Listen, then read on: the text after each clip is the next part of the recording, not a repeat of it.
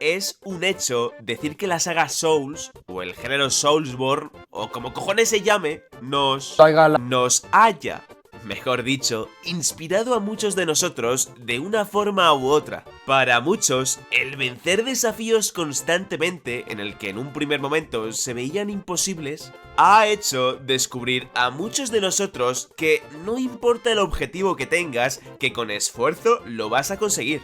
Solo hay que mirar a Alex el Capo, que después de Sekiro es otra persona. ¿Puedo hacer lo que me salga de la polla con 34 años? ¿O tengo que pediros permiso? Bueno, aunque algún efecto secundario tenía que tener el jugar como un poseso al Sekiro. Y ya no solo esto, también a muchos otros les ha ayudado también a dejar el consumo de las drogas. Exquisito ese trazo, ese le brocha gorda ahí en el marrón del cabello, llevas en la textura. Exquisito, este cuadro es increíble. Bueno, no a todos al parecer. Sea como sea, está claro que Dark Souls y el resto de juegos de este estilo de From Software ha calado e inspirado a muchos fans de todo el mundo.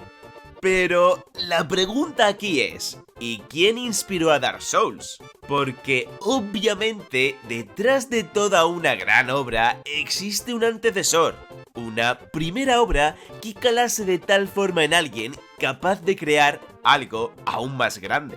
Y si me habéis leído la mente, esa gran obra que hizo ser a Dark Souls lo que es hoy en día es Samantha Fox Street Poker en busca del pezón perdido. Sí, si es que son como dos gotas de agua, ¿verdad? En ambos tenemos motivaciones personales. En uno es vencer a ese boss que tanto te ha costado y en otro, pues, bueno, es ver los pezones de Samantha Fox.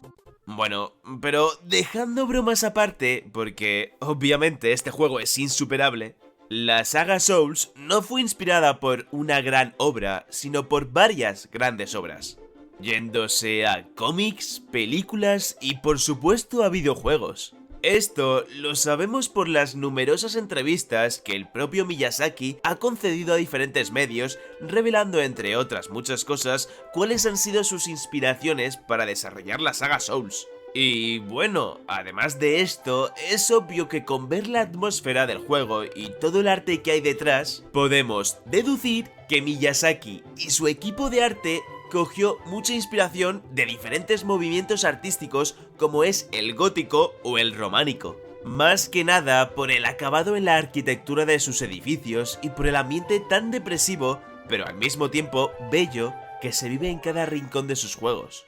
Pero como tampoco quiero que esto sea como una clase de historia a las 8 de la mañana y que en los comentarios empecéis a spamear a saco la letra Z, pues vamos a ir con las referencias más importantes de la cultura popular y friki que cogió Miyazaki para crear sus obras maestras. Y cómo no, primero tocaba empezar por Berserk. Para muchos, es la gran influencia de Miyazaki para construir el universo de cada uno de sus juegos con un cojón y medio de referencias al manga original en todos sus juegos. Como por ejemplo en Elden Ring, donde el putísimo árbol áureo es literalmente el árbol espiral del mundo de Berserk. La mismísima espada de Guts, la conocida Dragon Slayer, la metieron tal cual en todos los Dark Souls y posteriormente en Elden Ring también. Y además, el demonio de Tauro también es otra referencia a uno de los personajes más importantes en Berserk. Y como estas referencias, hay muchas más, pero si las pongo todas, también me empezaréis a spamear la tecla Z en comentarios y repito, no queremos eso. No. Y aparte de tanta referencia, la estética y ambientación de ambas obras son realmente similares. Así que sí, es muy posible que sin Berserk, la saga Souls de From Software no la conoceríamos como tal, o incluso puede que no llegara ni a existir. Y para continuar, Los Caballeros del Zodiaco, según Miyazaki, es otra clara referencia e influencia para la construcción de sus personajes e historia en sus juegos. Y sí, tienen mucho parecido. ¿Qué coño te has fumado, Miyazaki? Si no se parecen en nada. Bueno, calma, es verdad que en un primer vistazo comparas una obra con la otra y desde luego que el parecido destaca por su ausencia. Pero lo cierto es que todo el tema de la mitología de Dark Souls y sus personajes endiosados vienen como principal referencia por los Caballeros del Zodiaco.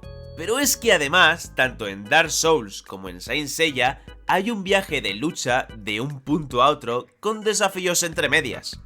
Y en ambos, los combates pueden acabar con un solo golpe, como en Dark Souls. Eso sí, te ves las guías de Power Bazinga, claro. Pero, sobre todo, la influencia de los Caballeros del Zodiaco se nota en la intensidad de los enfrentamientos y en la necesidad de adaptarse y planificar las estrategias de combate que tienes en toda la saga Souls. Y si hablamos de combate, el mismísimo The Legend of Zelda Ocarina of Time también supuso una gran influencia y punto de partida en el enfoque y planteamiento del combate. ¿Veis esto?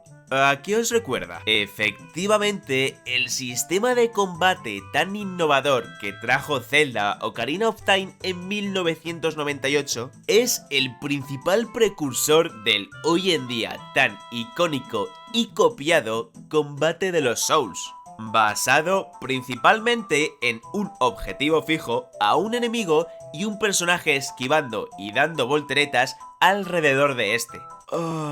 Sí.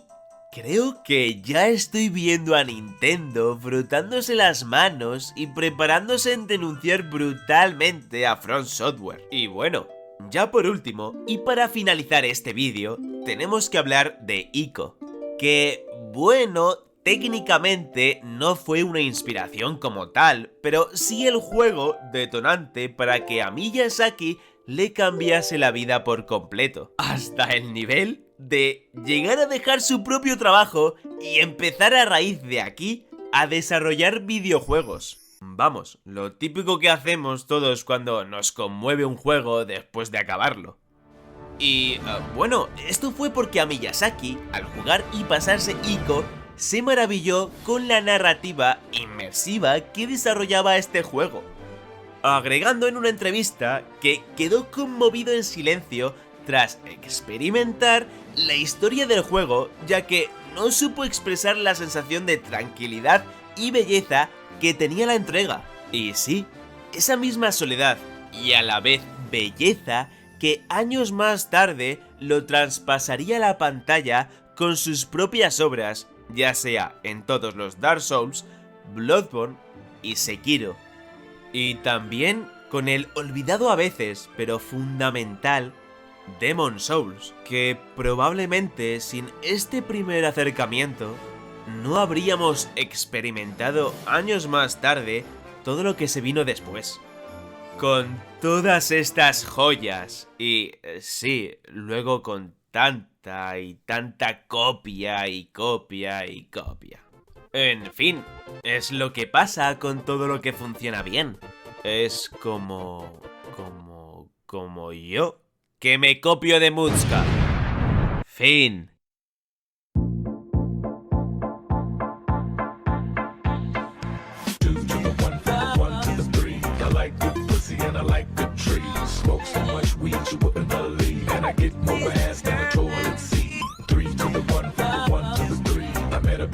Last night in the D, let me tell you how I made her leave with me. Conversation and